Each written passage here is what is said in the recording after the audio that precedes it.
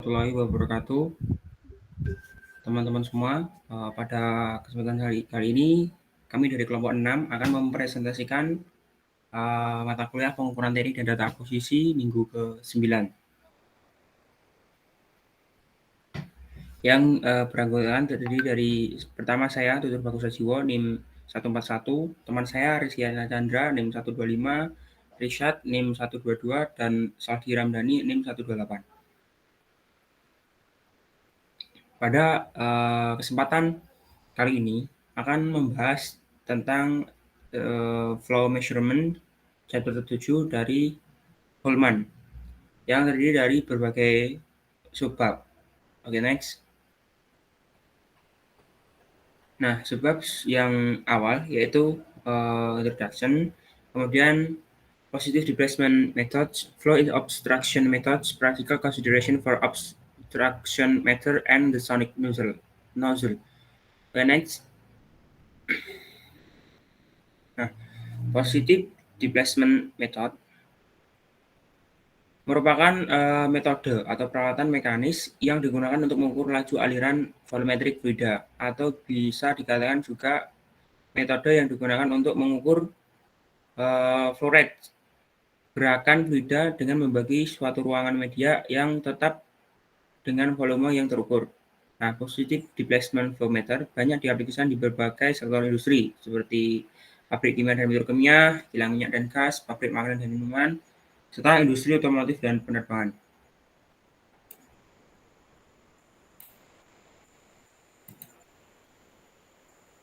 Nah, tersebut terdapat gambar rotary fan flow meter yang terdiri bagian-bagiannya ada inlet sebagai masukan dan outlet sebagai keluaran, ada springlet dan ada rotating centric.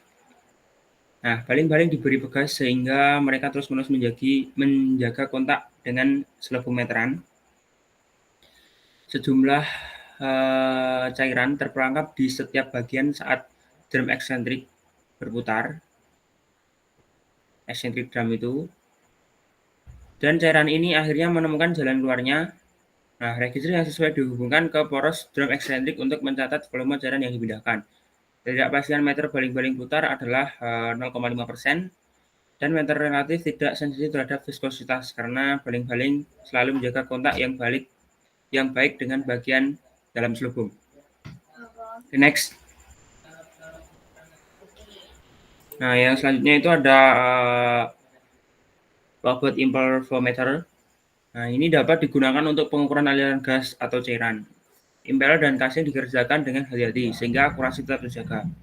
Fluida yang masuk selalu terperangkap di antara dua rotor dan disalurkan ke outlet sebagai akibat dari rotasi. Nah, jumlah putaran rotor merupakan indikasi dari laju aliran volumetrik. Nah, disebut ada gambar inlet bahwa aliran masuk, ada outlet aliran keluar, dan ada chamber busnya, dan ada impeller.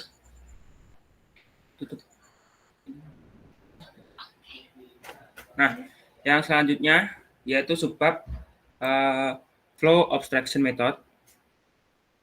Beberapa jenis dari pengukuran aliran atau flow meter termasuk dalam kategori perangkat obstruksi. Nah, perangkat-perangkat tersebut disebut juga head meter karena head loss atau penurunan tekanan yang diambil sebagai indikator laju aliran.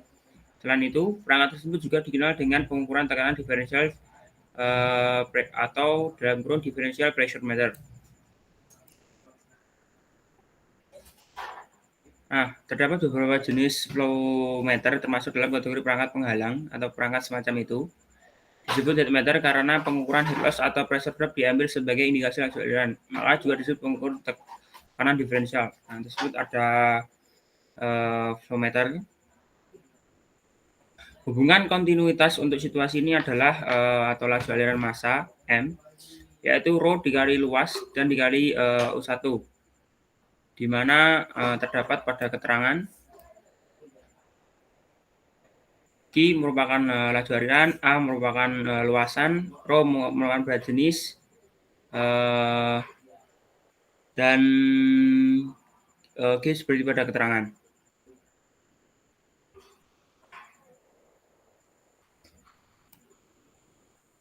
Nah, di mana U tersebut merupakan kecepatan. Jika alirannya adiabatik dan tanpa gesekan dan fluida tidak dapat dimanfaatkan.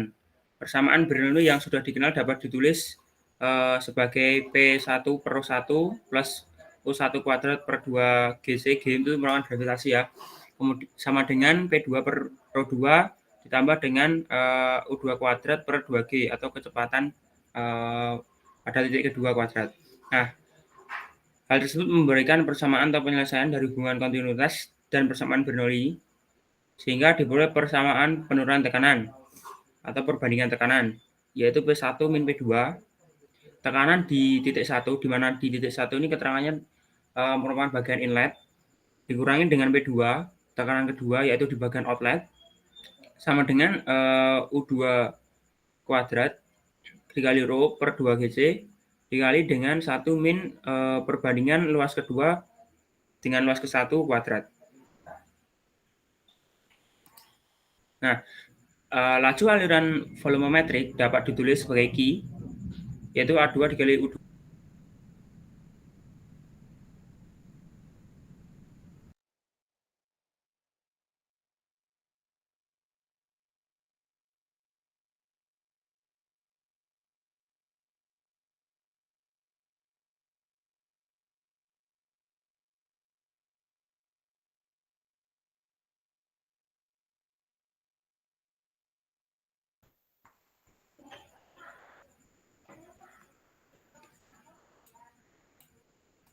Oke, sebelumnya mohon maaf, tadi ada kendala sinyal, apakah terputus teman-teman? Siap, silakan dilanjut Mas Oke, Tunggal. tidak terputus ya. Oke, saya lanjutkan. Nah, oke, di next dulu, PPT-nya mungkin. Nah, laju aliran volumetrik yang dikalkulasikan dari persamaan yang sebelumnya sudah dijelaskan merupakan nilai ideal. Ya, jadi merupakan persamaan ideal dan pada umumnya terkait dengan laju aliran aktual dan koefisien debit empiris atau C dengan persamaan C, yaitu laju aliran aktual dibagi dengan laju aliran ideal. Nah, ketika aliran gas ideal dipertimbangkan, berlaku persamaan keadaan yang seperti kita ketahui, P sama dengan Rho RT. Nah, R merupakan konstanta gas untuk gas tertentu dan dirumuskan dengan R sama dengan seperti yang dirumuskan. Nah, untuk aliran adiabatik reversible, persamaan energi aliran tunak untuk gas ideal. Nah, dapat diperoleh rumus yaitu Cp dikali T1 plus kecepatan 1 kuadrat per 2 gravitasi C sama dengan Cp T kuadrat plus kecepatan 2 kuadrat per 2 GC. Nah, untuk laju aliran massa maka diperoleh persamaan tersebut seperti pada gambar yang di bawah itu. Oke, next.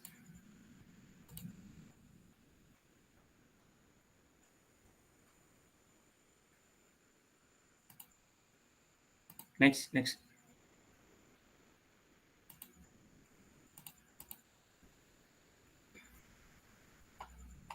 Nah, yang selanjutnya yaitu practical consideration for abstraction meter. Konstruksi meter penghalang telah distandarisasi oleh American Association of Mechanical Engineers. Nah, proporsi tabung Venturi seperti bergambar yang dikroberiskan ditunjukkan pada gambar itu. Perhatikan bahwa keran tekanan terhubung ke manifold yang mengelilingi bagian hulu dan tenggorokan tabung. Nah, manifold ini menerima sampling tekanan di sekitar bagian sehingga diperoleh nilai rata-rata yang baik.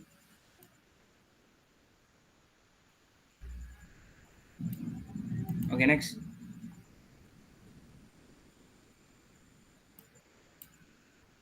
Nah, disebut juga terdapat bagian-bagian dari manifold seperti pada keterangan. Ada low beta series di mana beta itu koefisiennya kurang dari setengah, sehingga R1 min D dan R2 sama dengan 2/3 D. Nah, untuk koefisien pelepasan tabung Venturi untuk konsentrasi tabung untuk Venturi ditujukan pada gambar tersebut dengan batas toleransi ditujukan oleh garis-garis putus tadi. Secara umum koefisien debit lebih kecil untuk pipa berdiameter kurang dari 2. Nah, dan perilaku perkiraan ditujukan pada gambar. Nah, nilai yang lebih tepat dari koefisien pelepasan untuk Venturi dapat diperoleh dengan kalibrasi langsung, di mana akurasi 0,5% dapat diperoleh dengan cukup mudah. Nah, dimensi yang direkomendasikan untuk nozzle airan ASMI ditujukan pada gambar 7.7 pada buku Gulman, dan koefisien debit ditujukan pada gambar 7.1. Oke, next.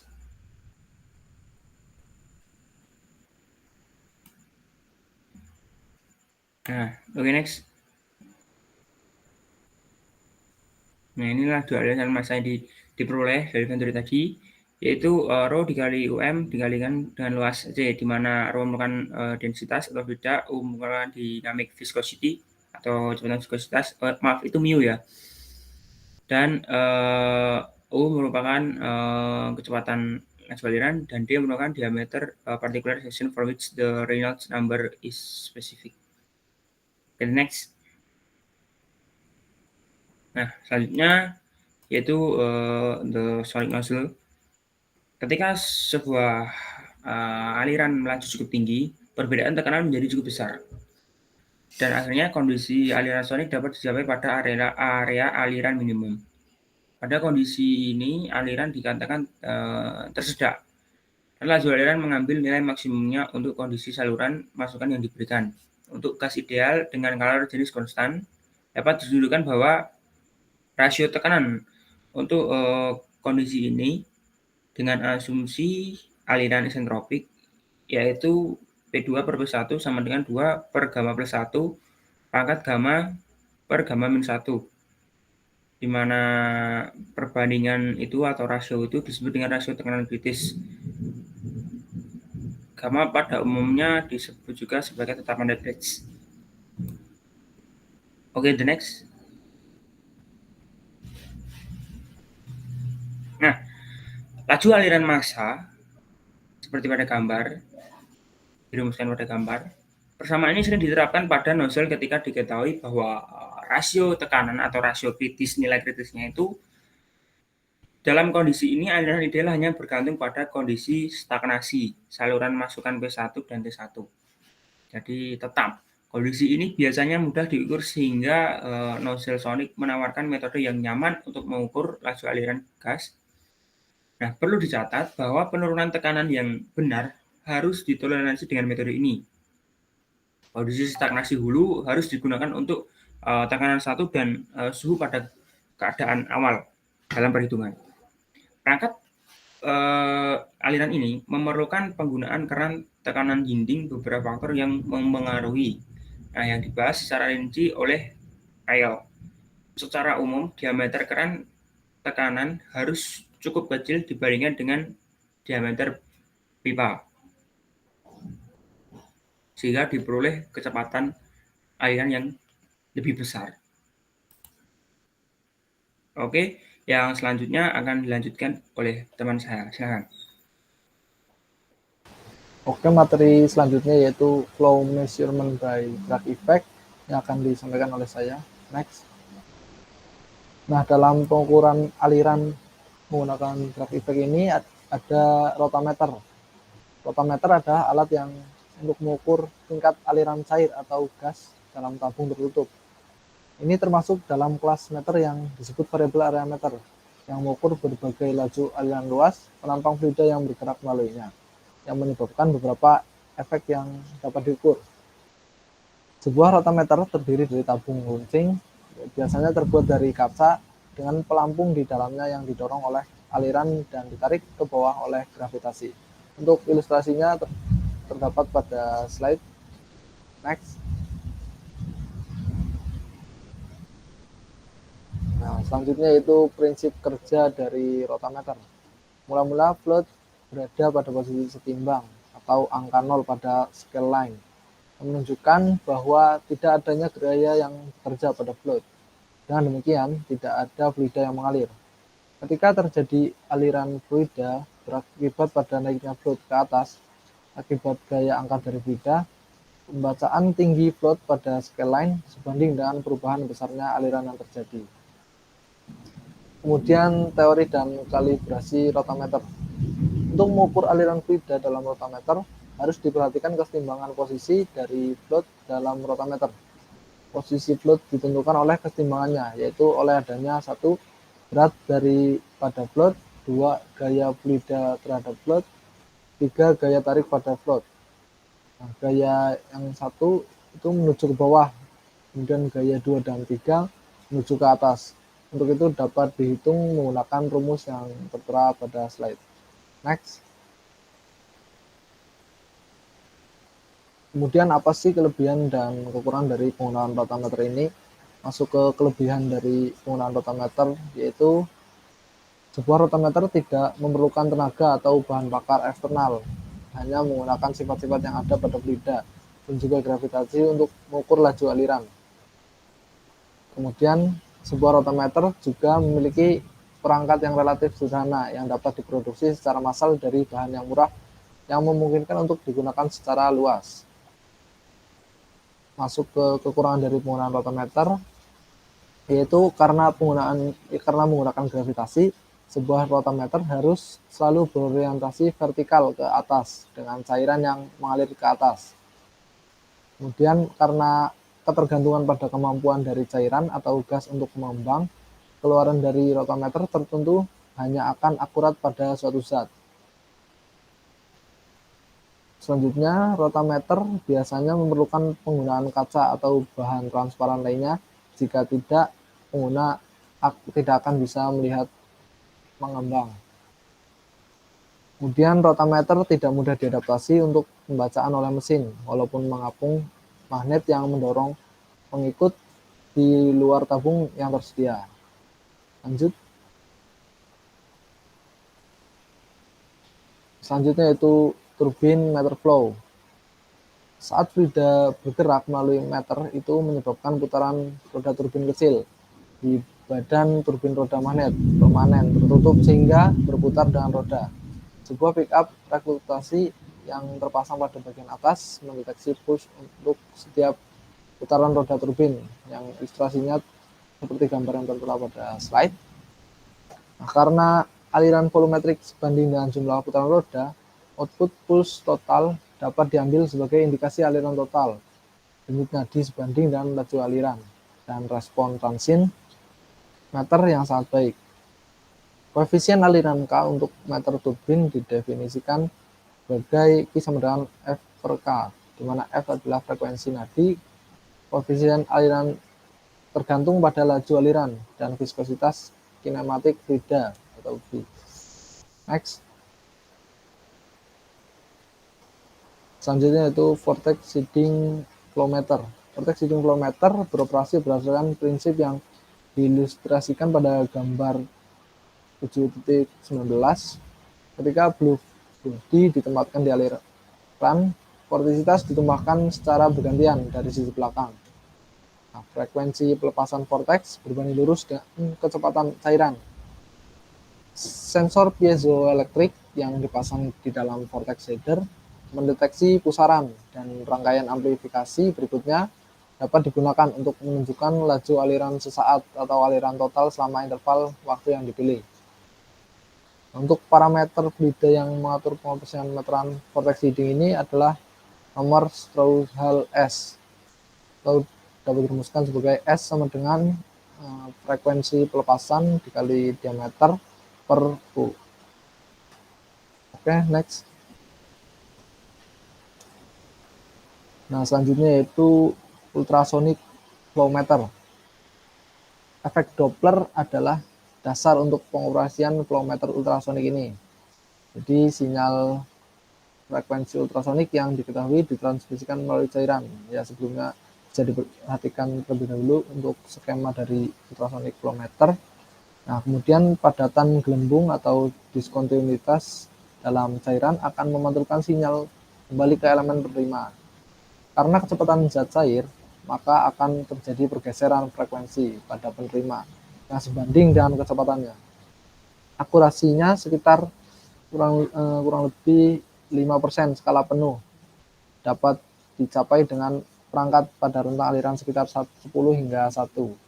Bagian besar perangkat mengharuskan cairan mengandung setidaknya 25 bagian per juta atau ppm partikel atau gelembung yang memiliki diameter 30 mikrometer atau lebih.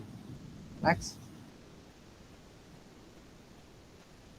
Selanjutnya itu laminar flow meter.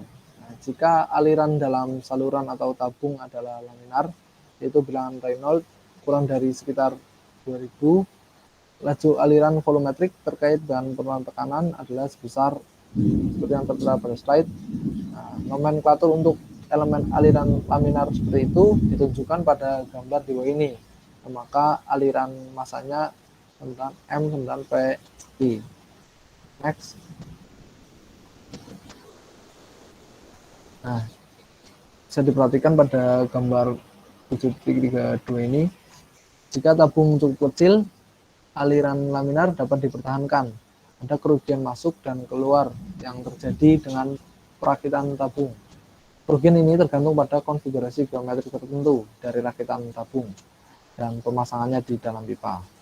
Producent flow meters laminar komersial memberikan informasi kalibrasi yang berlaku untuk unit mereka. Ketidakpastian dari kurang lebih 1/4% untuk penentuan laju aliran dilaporkan dalam kondisi operasi yang hati-hati. Next. Oke, materi selanjutnya akan disampaikan oleh teman saya. Baik, saya akan melanjutkan daripada presentasi Saudara Saldi. Kita akan membahas tentang hot wire and hot film anemometers, kemudian magnetic flow meters, kemudian flow visualization methods, dan yang terakhir yaitu shadow graph. Lanjut.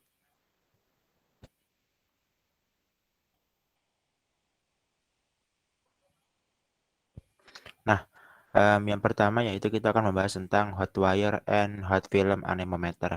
Jadi untuk pertama kali anemometer itu sejak SMP kita sudah mengenali konsepnya, yaitu untuk alat yang digunakan untuk mengukur kecepatan angin. Nah, saat ini di perkuliahan kita mengenal ini sebagai alat yang digunakan untuk mengukur kecepatan suatu fluida, termasuk angin di dalamnya. Nah, anemometer itu biasanya menggunakan baling-baling atau blade, tapi pada anemometer jenis ini akan digunakan yaitu berupa hot wire and hot film. Jadi anemometer kawat panas itu perangkat yang cukup sering digunakan dalam aplikasi penelitian untuk mempelajari berbagai kondisi aliran dengan cepat. Maksudnya cepat adalah dalam jangka waktu yang cepat kita bisa menentukan seberapa cepat aliran fluida yang terjadi di sekitar Anda. Nah, untuk modifikasi biasanya kawat panas atau hot wire itu dilapisi dengan menggunakan filamen ya, film logam berukuran yang sangat tipis. Jadi itu diinsulasi, kemudian instrumen ini biasanya disebut sebagai hot film anemometer. Secara prinsip untuk kerjanya dua instrumen ini hampir sama, yang membedakan hanyalah tipe modifikasinya. Yang satu menggunakan kawat tipis, yang satu lagi menggunakan kawat dengan filamen yang melapisinya. Tujuan dari instrumen ini sama, yaitu untuk menghitung kecepatan aliran fluida atau angin. Kita bisa lihat pada gambar, itu ada A untuk hot wire, untuk yang menggunakan kawat, yang B itu untuk film, yang dilapisi dengan filamen. Kemudian untuk contoh alatnya sebagaimana ada di bagian kanan bawah. Next. Nah, bagaimana skema dan prinsip kerjanya? Untuk skemanya bisa kita lihat di samping kanan, yaitu gambar ilustrasinya. Jadi anemometer hot wire ini menggunakan kawat yang sangat kecil, dan kemudian itu dialiri panas hingga suhunya di atas temperatur ambien atau lingkungan sekitar.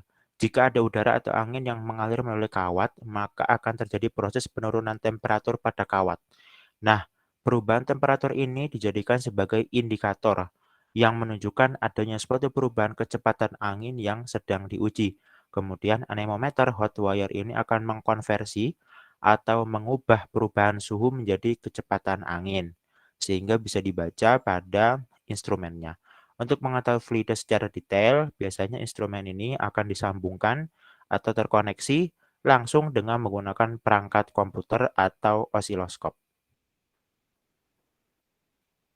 Selanjutnya yaitu ada thermal mass flow meter. Jadi berdasarkan skema yang ada di samping kanan, jadi bisa juga disebut sebagai pengukur aliran massa termal ya. Dan ini biasa digunakan untuk mengukur laju aliran massa gas berdasarkan perpindahan panas konvektif, yang artinya perpindahan panas secara konveksi melalui suatu medium dari permukaan yang dipanaskan ke fluida yang mengalir. Nah, perangkat ini dibatasi dan hanya untuk digunakan pada gas-gas yang bersih, tidak seperti gas-gas yang mengandung polutan. Kemudian berikut ini adalah persamaan untuk mengetahui nilai dari kecepatan suatu massa, yaitu Rho dikalikan dengan U, di mana Rho adalah densitas dari fluida, kemudian U adalah kecepatan daripada fluidanya. Next. Nah, bagaimana cara kita untuk mengukur aliran turbulen? Sebagaimana kita sudah pelajari di fluida dasar, aliran turbulen itu secara konsep kasar bisa disebut sebagai aliran yang bersifat acak. Nah, dalam aliran fluida turbulen, baik dalam saluran atau lapisan batas, komponen kecepatan fluida menunjukkan karakter osilasi yang bersifat acak, yang tergantung pada kecepatan fluida rata-rata, densitas fluida, viskositas, dan variabel-variabel lainnya. Nah, salah satu ukuran intensitas turbulensi adalah akar rata-rata dari fluktuasi yang terjadi. Untuk skemanya bisa kita lihat pada gambar. Aliran turbulen lebih condong atau cenderung untuk memunculkan gelombang-gelombang acak. Kemudian untuk intensitas turbulensinya bisa kita lihat pada rumus, yaitu akar dari 1/T integral 0 sampai T U aksen pangkat 2 dt. Dan untuk grafiknya bisa dilihat di slide berikut. Next. Nah, kita lanjut yaitu magnetic flow meters. Dari namanya saja berarti kita akan menggunakan konsep dari magnet. Nah, magnetic flow atau disebut sebagai magmeter itu alat pengukur aliran yang memanfaatkan dua elektroda untuk mengukur kepadatan medan magnet, densitas medan magnet terinduksi yang dihasilkan oleh suatu fluida yang mengalir. Nah, kepadatan medan magnet berbanding lurus dengan kecepatan fluida yang mengalir. Secara konsep, alat ini bekerja dengan menggunakan prinsip hukum Faraday. Hal utama yang perlu diperhatikan dalam alat ini adalah nilai konduktivitasnya. Maksud di sini adalah konduktivitas listrik ya. Konduktivitas akan sangat berpengaruh terhadap sistem kerja dari alat ini. Alat ukur ini digunakan untuk mengukur kecepatan cairan atau fluida tertentu yang bersifat konduktif dan bergerak melalui pipa atau saluran channel. Kelebihan dari alat ukur ini adalah akurasi yang cukup tinggi, biaya yang rendah, dan masa pakainya yang cukup lama. Untuk rumusnya yaitu ada sebagaimana berikut. E sama dengan B LU kali 10 pangkat minus 8V, di mana E adalah tegangan yang dihasilkan, B medan magnet, L-nya adalah panjang konduktor, dan U adalah kecepatannya. Untuk contoh alat dan gambar sebagaimana terpampang di slide. Next. Bagaimana prinsip kerjanya? Jadi bisa kita lihat pada skema dan skema video di bagian kanan.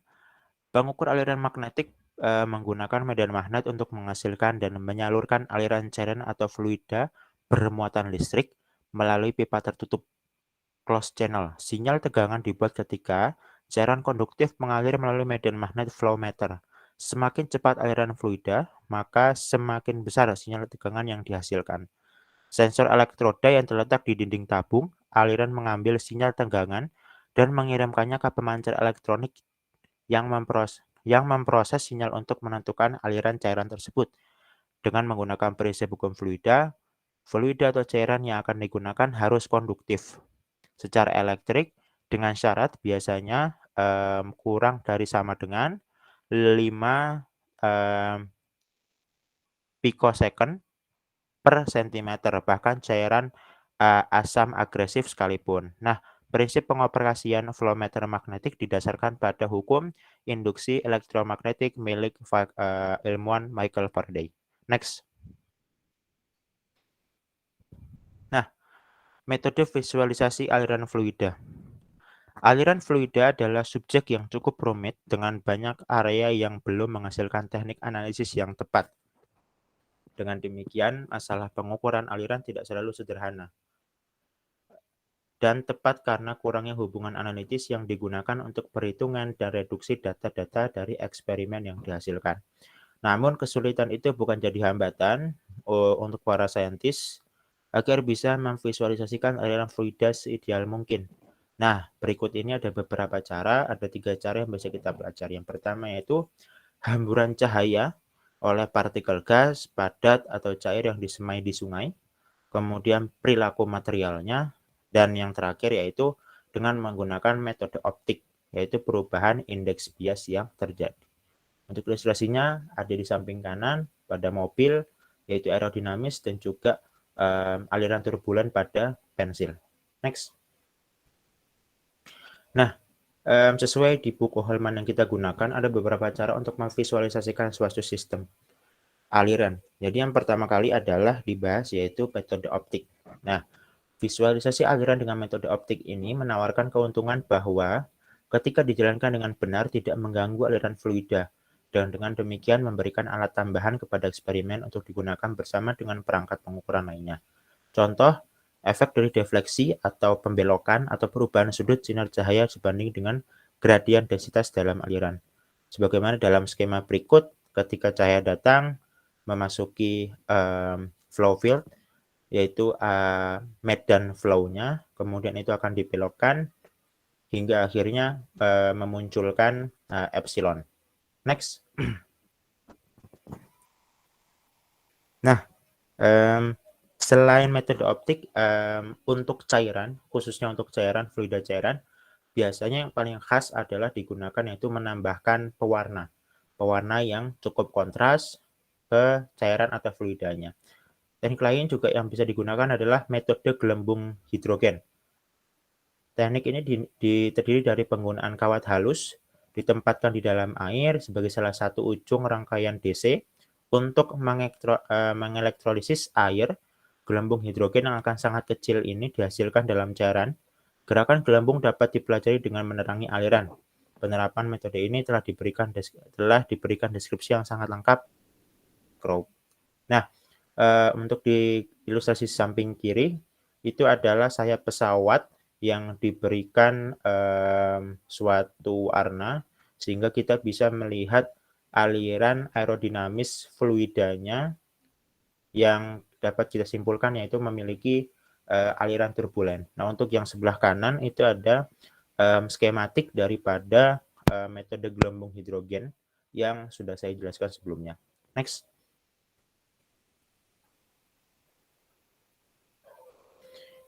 Nah, shadow graph.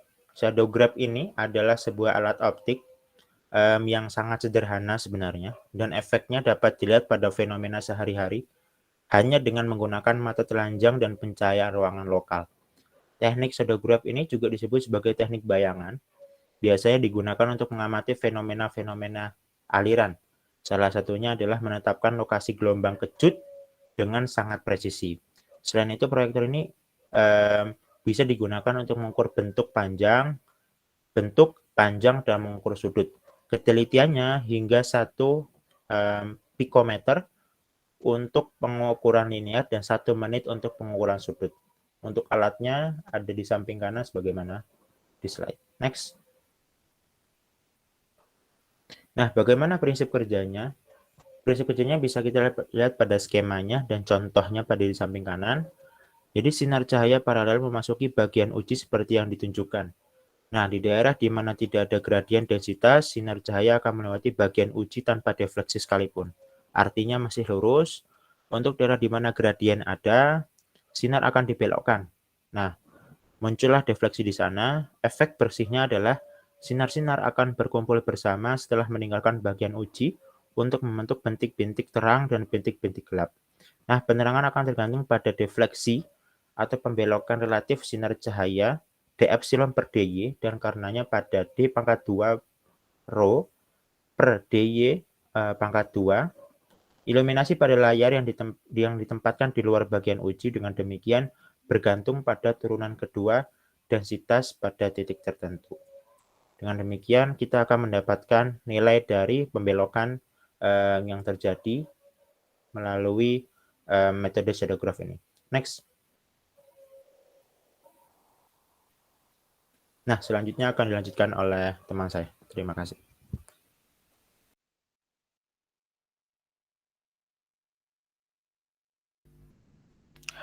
Oke, terima kasih atas waktunya. Itu selanjutnya kita akan membahas tentang scleron, terus the interferometer, the laser Doppler anemometer, LDA, and smoke method. Nah, kita bisa lihat the scleron, gambar di bawahnya itu gambar A dan B. Nah, jadi kita pahami dulu bahwa scleron adalah perangkat yang menunjukkan gradien densitas dari suatu fluida atau ya seperti itu. Nah, pada gambar di bawah, cahaya dari sumber celah AB gitu dikolimasikan oleh lensa L1. Setelah itu difokuskan pada bidang 1 di bagian uji. Nah, setelah cahaya melewati lensa L2, gambar terbalik dari sumber pada bidang fokus 2 dihasilkan. Nah, lensa 3 kemudian memfokuskan gambar bagian uji pada layar bidang 3. Nah, setelah itu pada gambar B, tinggi total gambar sumber adalah Y misalnya.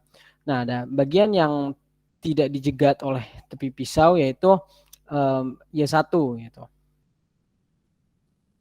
Nah, kita lihat bahwa perpindahan sudut pensil cahaya pada bidang 1 adalah ini menghasilkan defleksi vertikal pada bidang 2 dari misalnya delta Y sama dengan F2 kali E, di mana F2 itu jarak fokus lensa L2 ya. Nah, sebagai akibat dari pembelokan ini gitu, terdapat perubahan fraksional dalam iluminasi pada layar. Nah, kontras pada setiap titik di layar dapat didefinisikan sebagai rasio perubahan fraksional dalam iluminasi terhadap iluminasi umum. Nah, atau bisa diekspresikan dalam bentuk matematisnya seperti di bawah. Oke, sama dengan delta I per delta per I ya, atau bisa delta Y per Y1 gitu. Nah, setelah itu ekspresi kontras dapat ditulis sebagai persamaan di bawah C sama dengan, nah di sini ada F2 di mana tadi sudah disebutkan bahwasanya F2 itu adalah jarak fokus lensa L2. Nah, seperti itu nanti. Nah, selanjutnya itu interferometer teman-teman. Jadi interferometer Mach Zehnder itu adalah instrumen yang paling tepat untuk visualisasi aliran. Nah, dari penjelasan sebelumnya tuh udah dibahas tuh tentang bagaimana cara visualisasi aliran dan sebagainya. Nah, di sini ada instrumen yang paling tepat untuk visualisasi aliran. Nah, kita lihat bahwasanya gambar di bawah yaitu gambar A, di mana sumber cahaya dikolimasikan melalui lensa L1 ke plat splitter S1 di situ. Nah, plat ini memungkinkan separuh cahaya ditransmisikan ke cermin M2 gitu teman-teman. Sementara separuh lainnya itu dipantulkan oleh ke cermin 1 gitu. Nah, balok 1 di sini melewati bagian uji, sedangkan balok 2 menempuh jalur alternatif dengan panjang yang kira-kira sama ya. Nah, habis itu kedua balok lagi dengan menggunakan plat splitter S2 dan akhirnya difokuskan pada layar. Nah, difokuskannya pada screen itu teman-teman. Nah, kita bisa lihat bahwa dari kejadian tersebut terdapat perubahan jalur optik di bagian uji yang dihasilkan dari perubahan indeks bias. Nah, habis itu bisa diekspresikan sebagai persamaan di bawah. Delta L sama dengan L dalam kurung N kurang N0, di mana L adalah ketebalan medan aliran di bagian uji. Nah, perubahan jalur optik mungkin terkait dengan perubahan densitas gas dengan delta L sebagai berikut. Delta L sama dengan beta dikali L. Nah, dikali dengan rho dikali rho 0 dibagi rho S. Nah, habis itu jumlah pergeseran pinggiran N kemudian diberikan oleh persamaan di bawah. N sama dengan delta L dibagi lambda gitu. Di mana lambda itu panjang gelombang cahaya ya teman-teman. Nah, perlu dicatat juga bahwasanya rho dan rho 0 itu mewakili perubahan kerapatan dari kondisi pinggiran 0.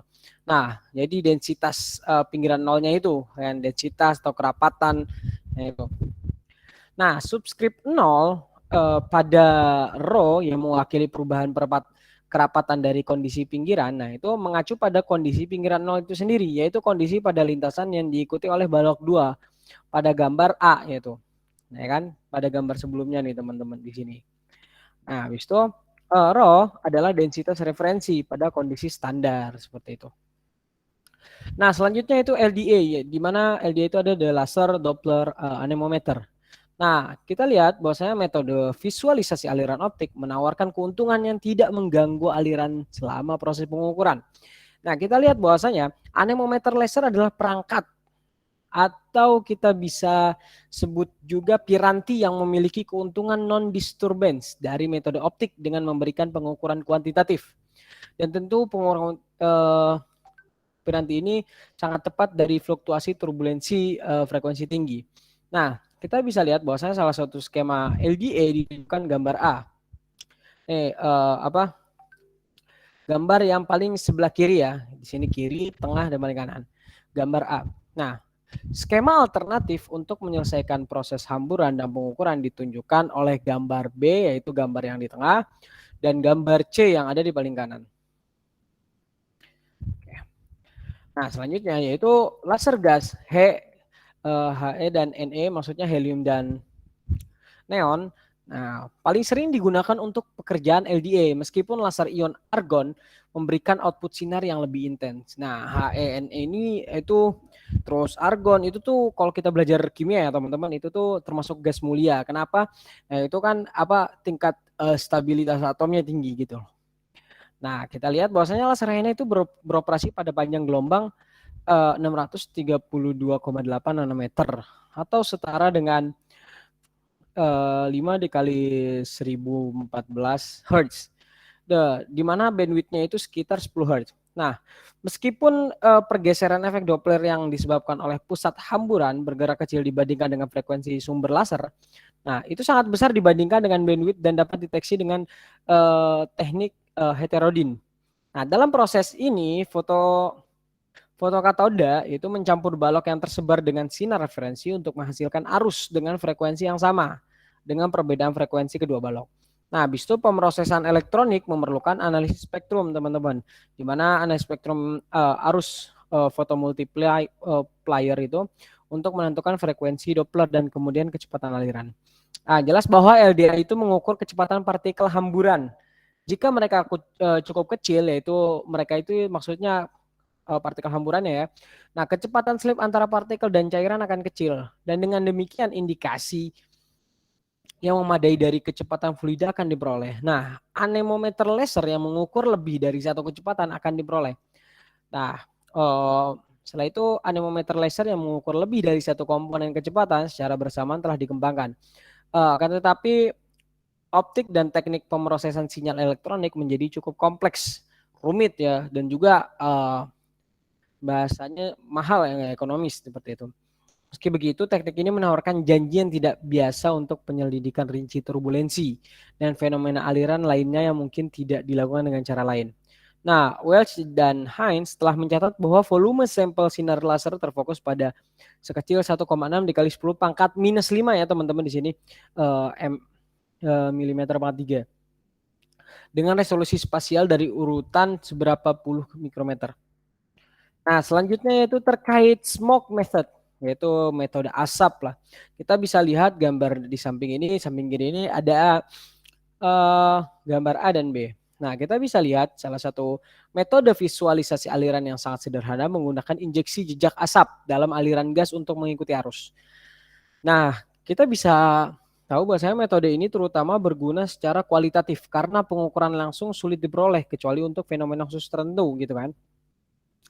Nah, gambar di samping gitu menunjukkan contoh sistem aliran di mana visualisasi asap digunakan untuk memverifikasi gitu loh. Untuk memastikan perhitungan analisis. Nah, dalam hal ini gitu, smoke atau asap digunakan untuk melihat pola aliran sekunder yang rumit di saluran mana aliran paksa di mana di dalam pola aliran itu, di saluran itu terdapat aliran paksa digabungkan dengan gelombang suara berdiri. Nah, pola asap pada gambar A itu teman-teman sangat sesuai dengan prediksi analitis pada gambar B. Nah,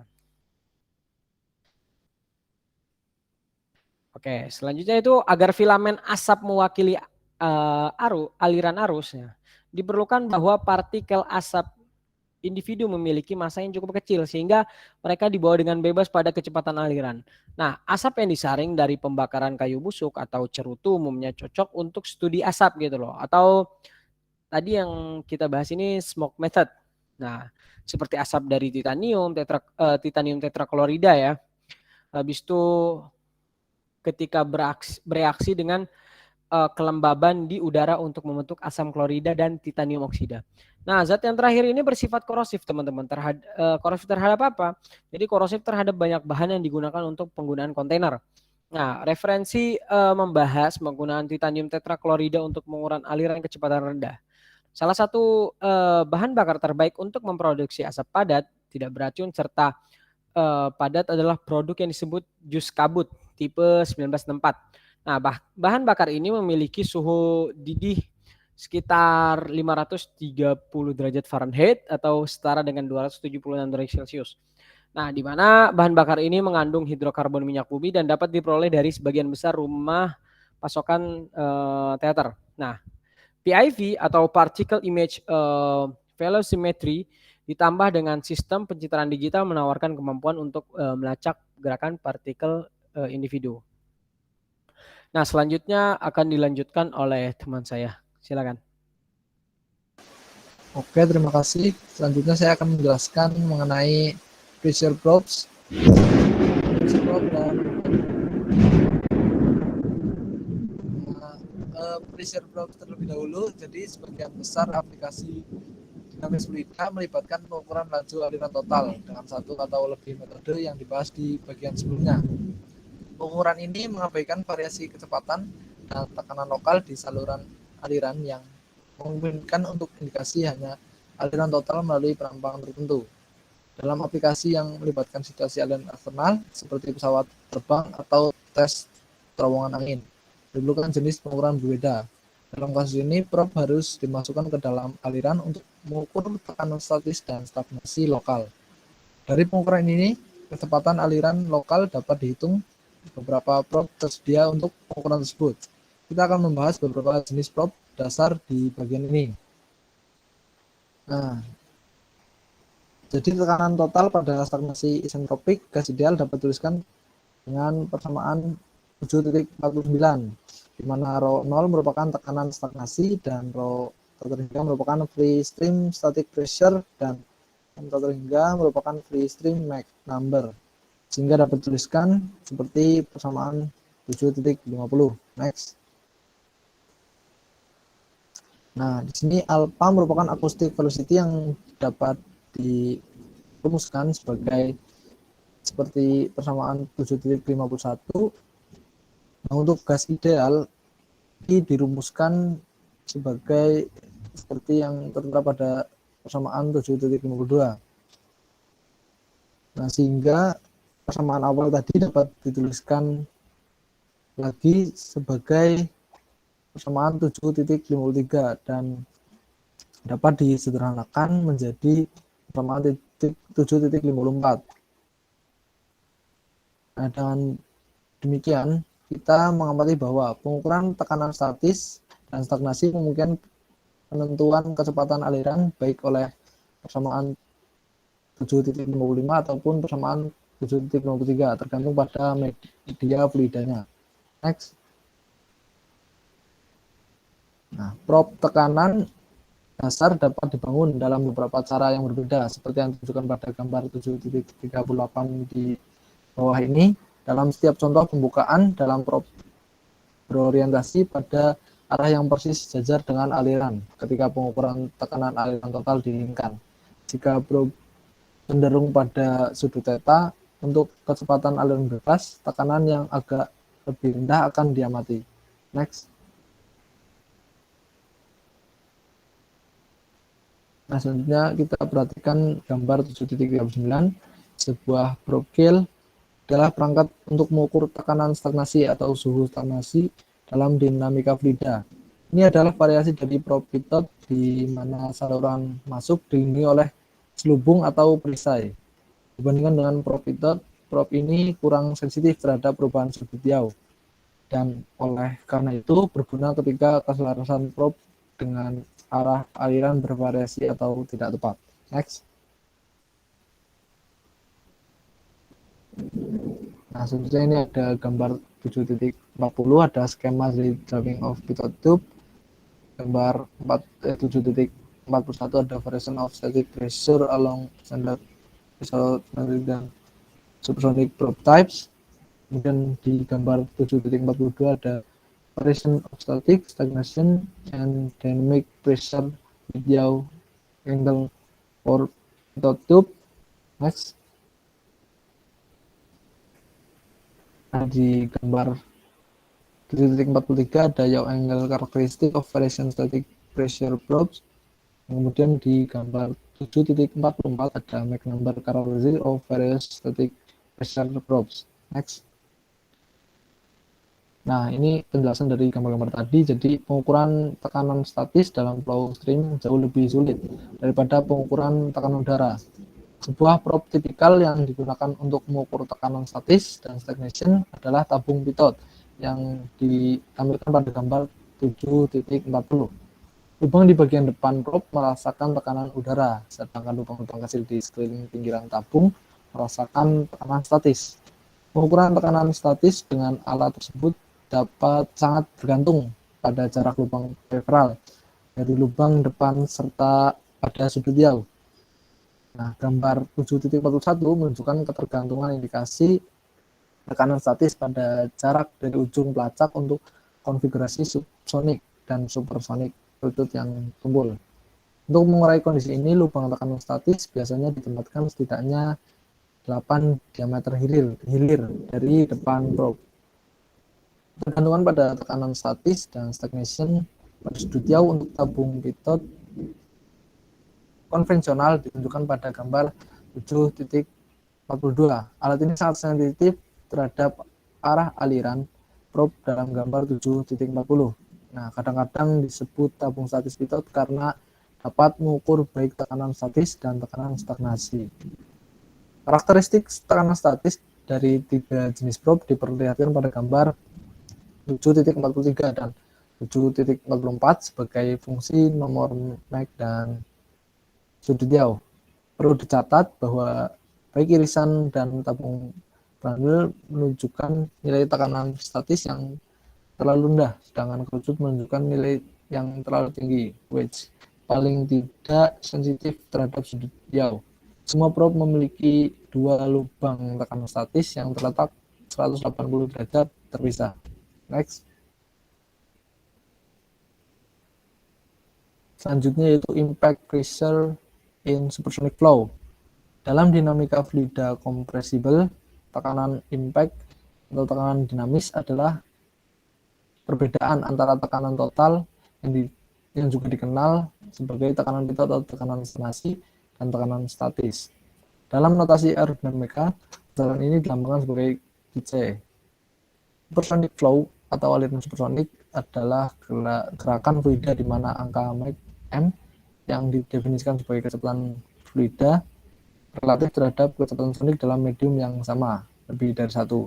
Tapi aliran transsonik sering disebut jika 0,8 lebih kecil, m berada di antara 0,8 dan 1,4.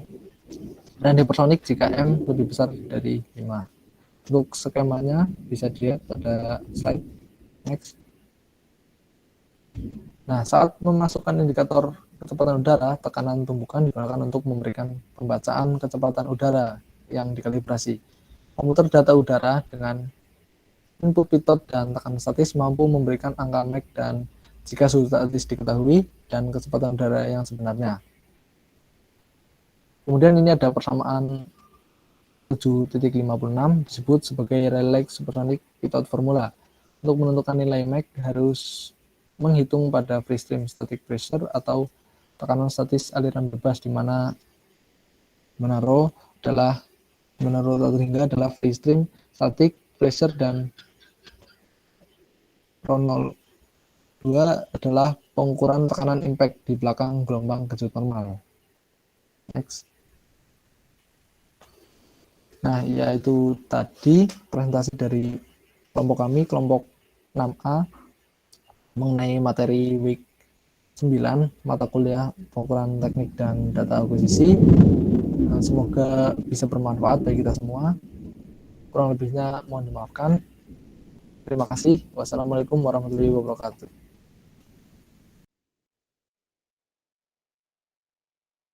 Waalaikumsalam warahmatullahi wabarakatuh.